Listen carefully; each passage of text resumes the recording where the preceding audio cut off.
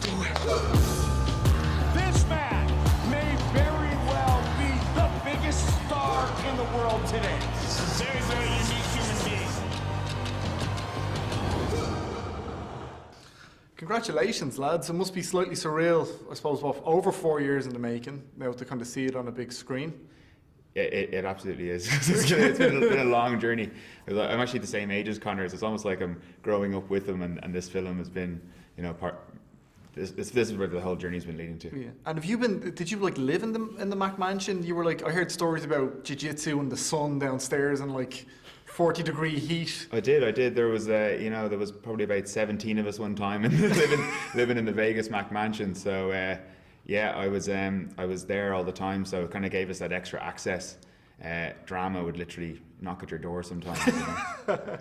And Jamie, that must have been kind of great for you to kind of have the guys there. How were you seeing the footage? Was the footage coming back to you? Yeah, I suppose I was more. Gav was in the trenches. I was more in post. So I don't know, had the easier job, to be honest, because there's a lot of material. 4 years of filming, and Andrew Hearn, who edited the film, I suppose his skill is observational and really just getting the most out of the rushes. So he did a remarkable job. But so it was interesting. I was getting the stories on the end of the phone, getting WhatsApp to these crazy dramas daily, that were unfolding, But it was that relationship Gavin and the lads built up. They became part of the team. They were really immersed. I know they always say this, real access-led documentary, but they were really part of the team. When you see moments like, and this might have been one you just had to wake up and run upstairs for, that Dana White and Lorenzo are coming over and they're going to tell Conor Aldo's out. Yeah. How does that work? Are you in bed, grab the camera, go up, get going? Because you're literally there for the moment that Dana White tells Conor, tells you Aldo's out. The door actually opens by itself, so you don't even have to bang on it. So Dana White and Lorenzo were just standing beside me, and I was there. Oh, there they are. So obviously you got the camera out straight away. Dana and Lorenzo are super cool with being filmed. They're just so used to it. Them all the time, so used to it. So they're actually great. And the day they came over to break the news, they were genuinely distraught. They were so super excited about Conor fighting Aldo, and they'd never that was the level where the UFC suddenly just brought the level up of what a money fight can be. They'd never done a world tour before or anything like that, so they were distraught over it. And so everything that kind of happened in the film, that's exactly how it went down. We were there, the news was breaking, and we were there filming it. How much are both of your heads melted when something goes down with Conor McGregor, the retire thing? I'm going to retire.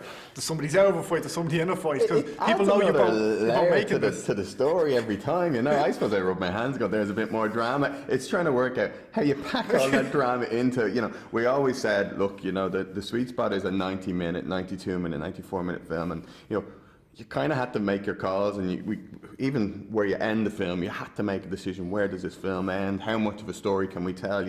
So every time something happened, it was like, okay, how can we weave that into the narrative? And so the whiteboard was very useful in our office. We had about 30 different structures of that film and how it could be told, and so it was a process.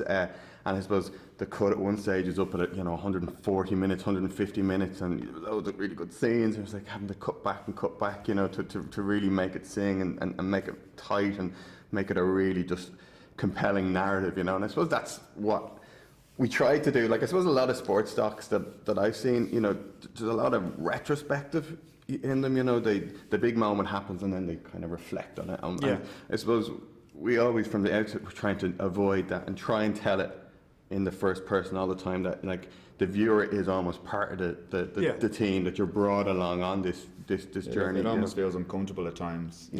Being in certain situations there, you feel like you're not meant to be there. Mm-hmm. So, but that's Conor wanted, all these moments recorded.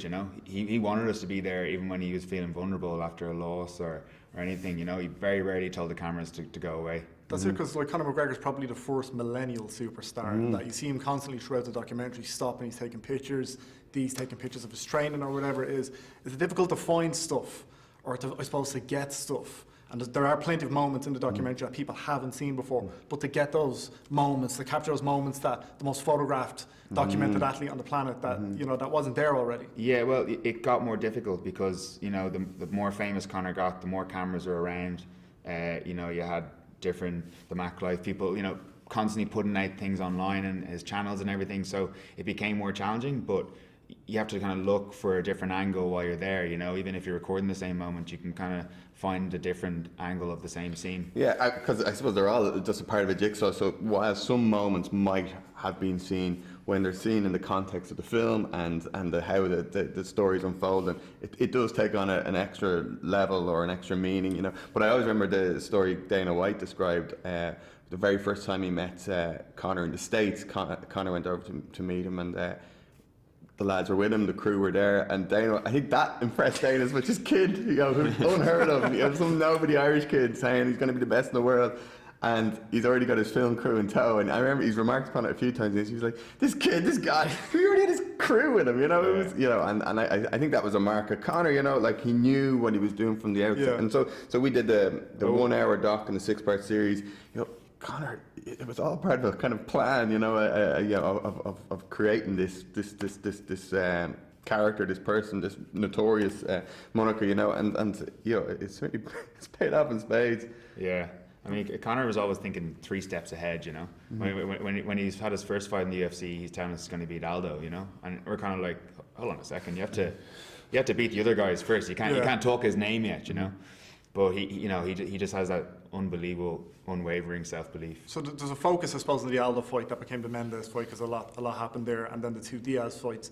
Is it difficult to know when to finish it? Because there's constantly stuff happening, and then the Eddie Alvarez fight happened, and then obviously the Mayweather fight happened. Is it difficult to know, look, we need to kind of put this in the can here, and need to kind of box this off? Yeah, no, absolutely. And the thing is, you know, we wanted to live beyond his last fight, you know, like when he's going to fight probably 2-3 more times next year, you know, probably.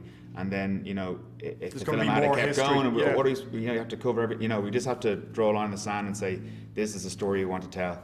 And I think a key moment in the film and a key moment in Conor's career was when he was fighting Diaz for the second time, and he was up against it in the second round, third round.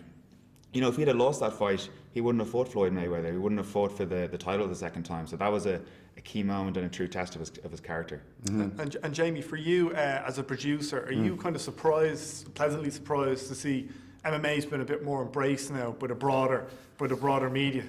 Yeah, but I suppose it is become mainstream because of, you know, Conor, and because of Access-led films and documentaries, and people are just more aware of it. You know, there's the delayed rights on TV3 now. You know, it's become, you know, yeah, and I won't say a national sport, but you know, there's huge appreciation for it. I suppose I came to it cold as well. You know, I came from more the typical soccer rugby background, you know, and it was Gav and Graham in particular who kind of worked out or explained the intricacies of it. For me, I kind of never fully appreciated it until I started working with the lads, you know, and working with Conor and seeing what goes on. I suppose that's the thing that I think is maybe underappreciated, how hard Conor works. You know, Conor is the hardest working athlete I have ever come across, you know, and I think that, you know, I think he should be appreciated as a sportsman first and foremost. Forget all the hype, all the personality. He is just an unbelievable athlete. That athletic ability. All right, lads, congratulations on the documentary. It's a belter.